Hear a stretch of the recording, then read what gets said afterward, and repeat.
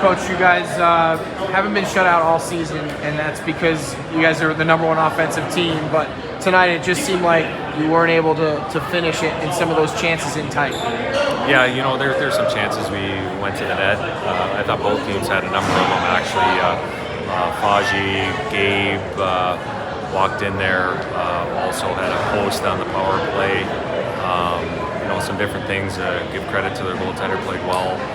We did have opportunities, but overall we're obviously disappointed with losing tonight. A lot of the games, the penalty kill hasn't been there. Tonight, you really needed it to keep you in the game, and it seemed like you guys were pretty dialed in and didn't let up too many chances on the power play. The last game, we allowed 3, and up until that point, we've been trending in the right direction with our penalty kill, and so it was good to see the fact that we were a little bit more dialed in. Again, Maddie made some big saves on it, but also there was some better urgency within what we were trying to do, so we'll take the positives and build on it. Seems like, obviously your power play's been the best in the league all season, but even on this homestand, even when you guys are scoring tons of power play goals, there's been so many personnel changes that are totally out of your guys' control.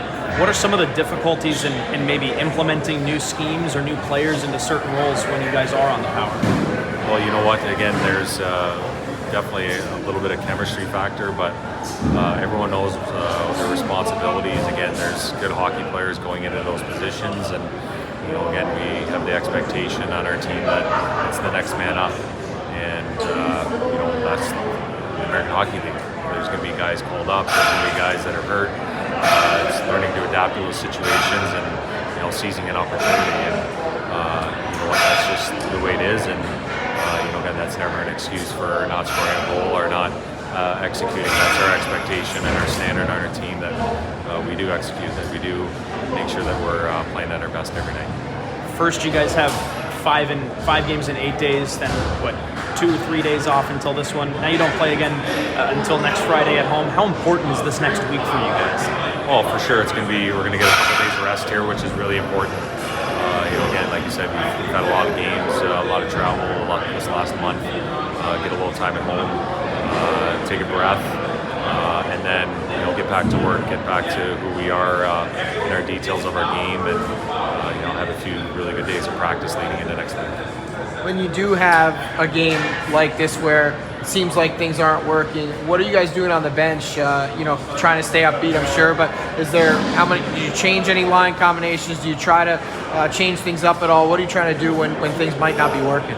Well, you look at all options, right? You look at all different kinds of things and try and create some decisions as a coaching staff to try and get a little spark or whatnot. And again, there's always talk, there's always chatter, there's always something that we can do better, or watching for a certain read or different things. But again, it's the communication's